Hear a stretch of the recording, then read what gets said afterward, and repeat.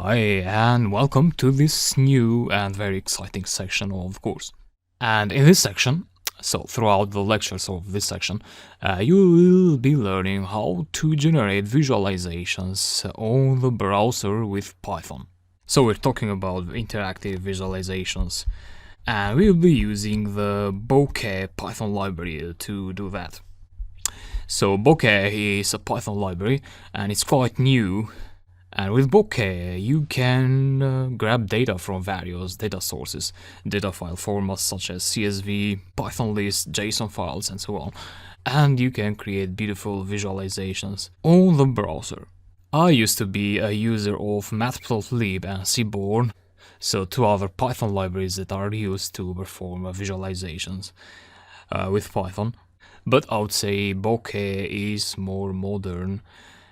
And once I introduce it to you, I'm sure you'll be using it for your data visualization projects. So in this section, I'll be showing you how to create line graphs and scatter plots, and also how to combine various plots into one chart, and time series graphs as well.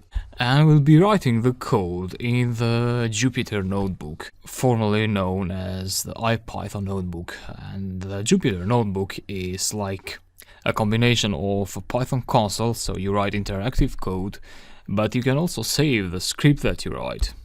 And the Jupyter notebook looks something like this.